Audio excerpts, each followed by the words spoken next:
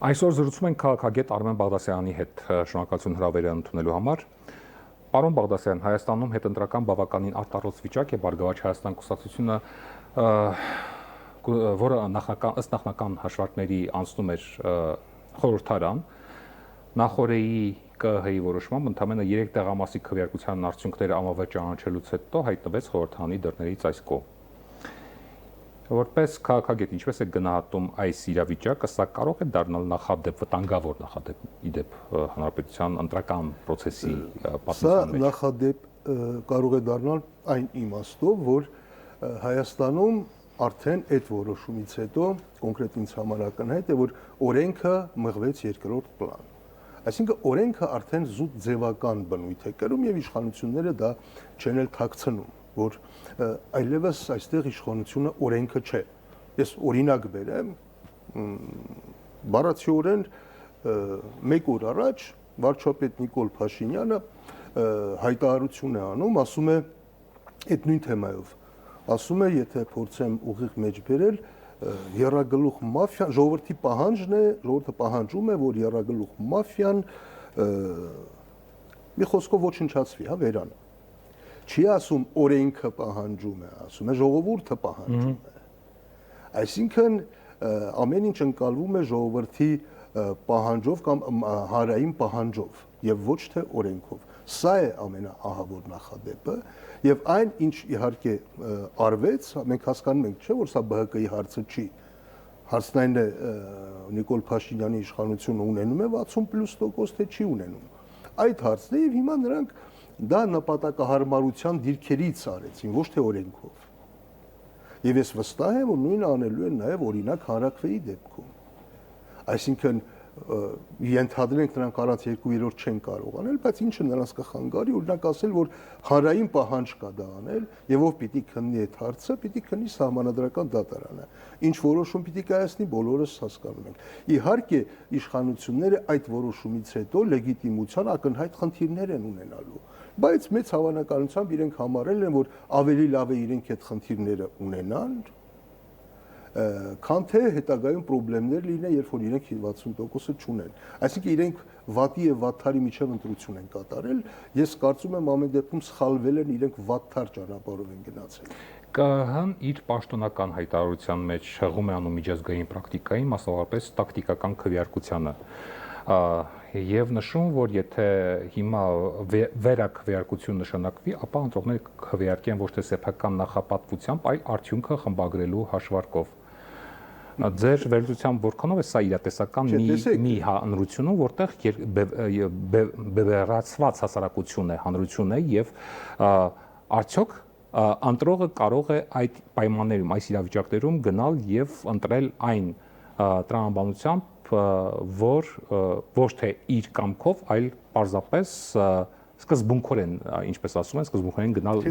այն շատ մանիպուլատիվ բացատրություն է, որովհետեւ եթե ընտրողը գնա եւ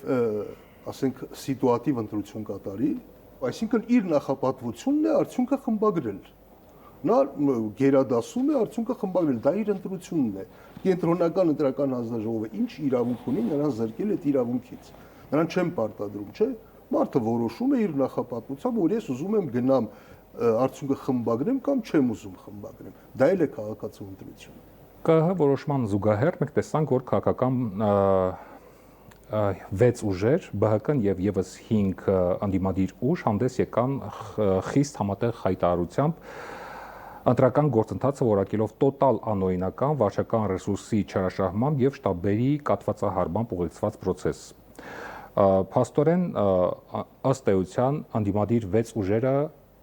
միավորվեցին եւ ստեղծեցին արտախորհրդանական հակաիշխանական հզոր ճակատ, կարելի ասել։ Ըստ էության իշխանությունը կարող ենք ասել, որ հակառակ էֆեկտը ստացավ իդեմս անդիմության միավորման։ Ոչ, այդ միավորումը պետք է մինչև ընտրությունները լինեին, այդ դեպքում շատ ավելի էֆեկտիվ կլիներ։ Հիմա իրենք ես որքան հասկանում եմ, միավորվում են հետագա հետընտրական process-ներ գեներացնելու համար, իսկ դա արդեն բոլորովին այլ տակտիկական խնդիր է, բոլորովին այլ գործիքակազմ է ենթադրում։ Իսկ ինչ է կարծում այդ կոնսոլիդացիան կայունը եւ հեռանկարայինը։ Ես կարծում եմ հետագայում այդ նույնիսկ կընդլայնվի, որովհետև այս ընտրությունները ոչինչ չի ավարտվել, Հայաստանի առջև մարտահրավերներ կան, դրանք ավելի մոտենում են, իշխանությունները որևէ տեղ չեն կարող փախչել այդ մարտահրավերներից, ընտրությունները եղել են, հիմա նրանք պիտի կատարեն այդ գործերը եւ այնքան էլ հեշտ չի լինելու դա անել։ Տեսեք, ընդամենը մի քանի օր անց ստիպված եղան թանկացնել բենզինը, դիզվառելիքը, ծխախոտը, խմիչքը եւ այլն։ Տեսնում եք ինչ է կատարում արտաքին շուկաներում հայ-ռուսական հարաբերություններում։ Տեսնում ենք Ադրբեջանի հայտարարությունները, տեսնում ենք, որ բանակցությունները նրանք արագացնում են, շտապեցնում են, իշխանությունները ստիպված են լինելու վճարել այն գինը, որի անվասը վերցրել էին ընտրություններից առաջ։ Այսինքն այստեղ ընդդիմությունը լուրջ անելիքներ ունի։ Այլ հարց է, այդ անելիքները կլինեն ընտրությունների արդյունքները խմբագրելուն ուղղված, թե կլինեն իշխանությունների հաջորդ քայլերը թույլ չտալու եւ դիմադրելու ուղղությամբ կլինեն։ Սա է խնդիրը։ Անդիմադիր այն ուժերը, որոնք անցել են խորհրդարան, եթե հրաժարվեն մանդատներից, ինչ տեղի կունենա խորհրդարանում, այսինքն կստեղծվի քաղաքական ճգնաժամ, խորհրդանական ճգնաժամ, թե մի իրավիճակ, երբ իշխանությունը իօգուտ իրեն կօգտագործի այդ հնարավորությունը եւ բարենպաստ պայմաններում կանի այն քայլերը, որոնք որ ըստ էության ժողովրդը հանրության մի զգալի հատված դեմ է այդ քայլերին։ Կարծում եմ իմ տեսակետն է, որ իշխանությունները կօգտվեն դրանից, իսկ ընդդիմությունը պիտի վերցնի մանդատները իմ կարծիքով միաժամանակ փորձելով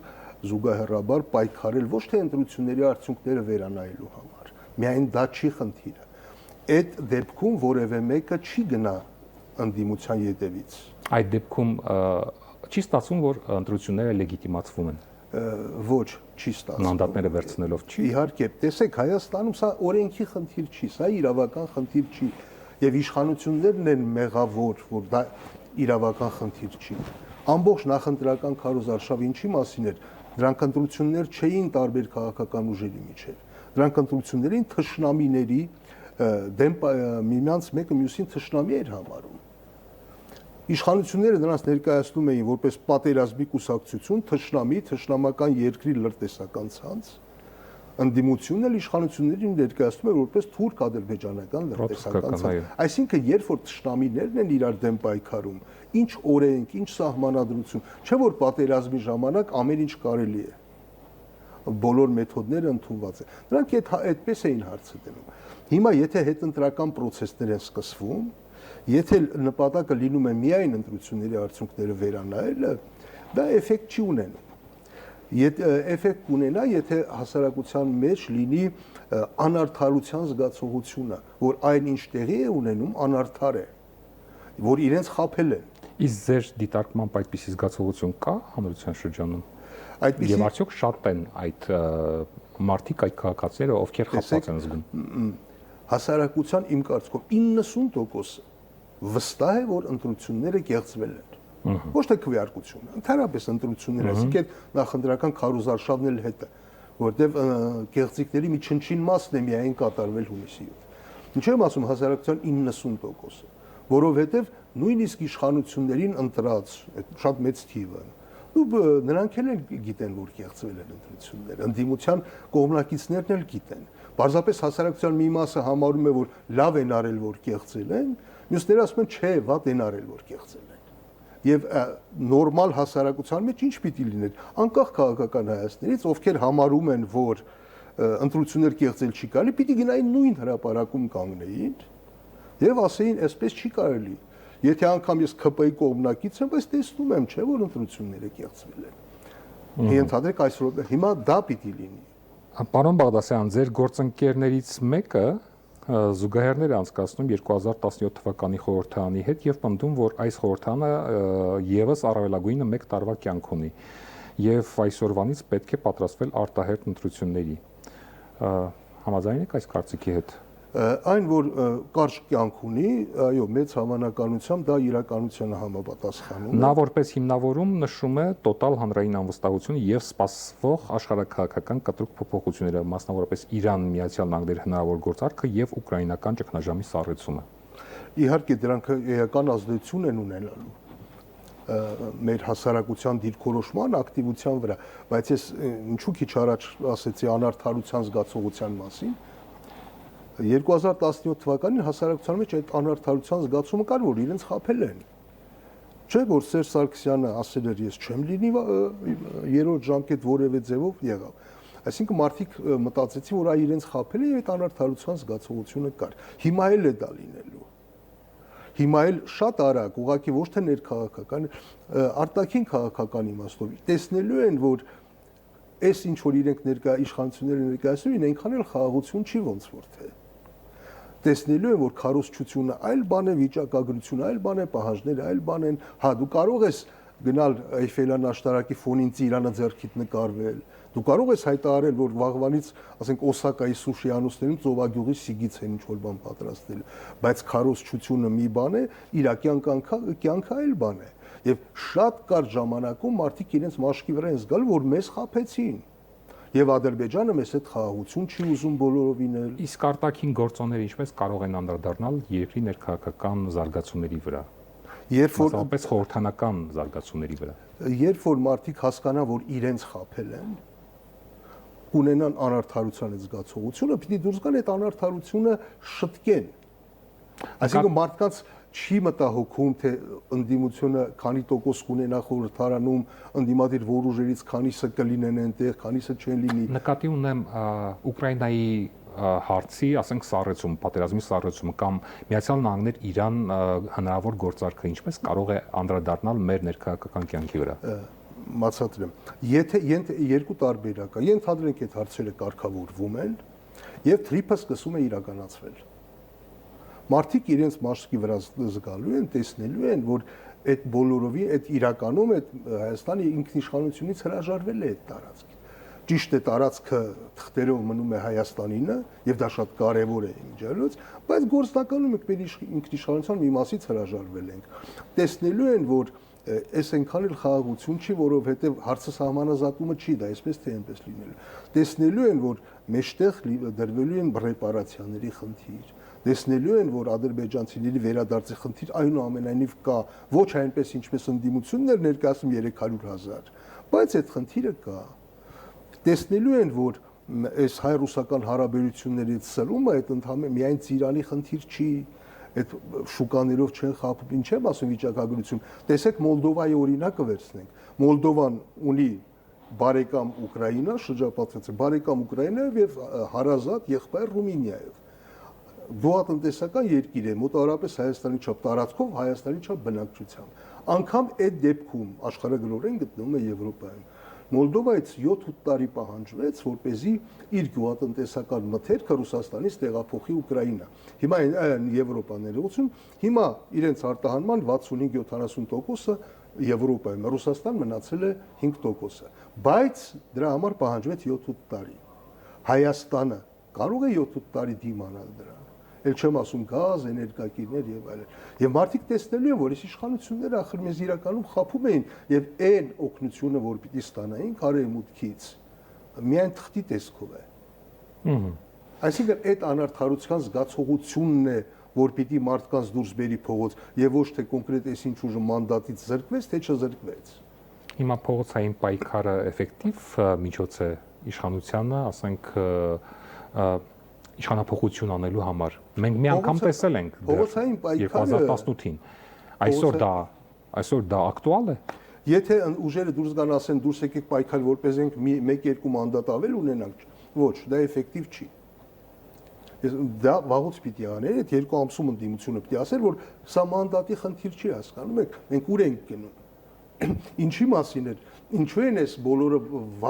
վախեցնում միմյանց։ Ամբողջ վախի վրա հիմնված քարոզարշավեր, չէ՞։ Իշխանությունները ասում էին մեզ չընտրեք կլինի պատերազմ, ընդդիմությունը ասում են մեզ չլինեք, Ռուսաստանը մենք չընտրենք, Ռուսաստանը մեր դեմ պատժամիջոցներ է կիրառելու։ Այսինքն ոչ թե ինչ որ պոզիտիվ բանի վրա են կառուցում, այլ նեգատիվ։ Մեզ չընտրեք վատ բան կլինի, նրանք ասում են մեզ չընտրեք վատ բան կլինի։ Չէ՞։ Այս սրա վրա է հիմնված։ Հիմա պիտի արդեն իշխանությունները ստիպված են լինելու ցույց տալ, որ այո, իսկապես էլ այդ մենք այդպես փայլուն որ ներկայացնենք, այդքան էլ այդպես չի ժողովուրդ ջան։ Եվ ընդդիմությունը պիտի բացատրի, որ սրա դեմն առնելու միայն մի ձև կա, պետք է բացատրի հստակ, որովհետև եթե անձերով նայես, մարդիկ ո՞նց են նայում, հասարակությունը ո՞նց է նայում այս process-ին, նայում առաջին դեպքերին, ինքը մտածում ասում, իհարկե Նիկոլի իշխանությունը կեղծել է, բա լավ է, որ դուք կեղծում եք։ Չէ՞, այդպես այսինքն այդ արատավոր շրջանից հասարակությանը պիտի դուրս բերել, հասարակությունը պիտի գիտակցաբար ընտրություն կատարի։ Կոնկրետ այս դեպքում որն է ընտրությունը, դուրս գալ պայքարել, որպեսզի Հայաստանը դառնա ժողովրդավարական երկիր եւ ոչ թե դեպի ավտորիտար, հերթական արդեն շատ բացահայտ։ Հիմա դուք ինչ եք կանխատեսում, հասարակության մեջ մի տեսակ ապաթիա չեք տեսնում,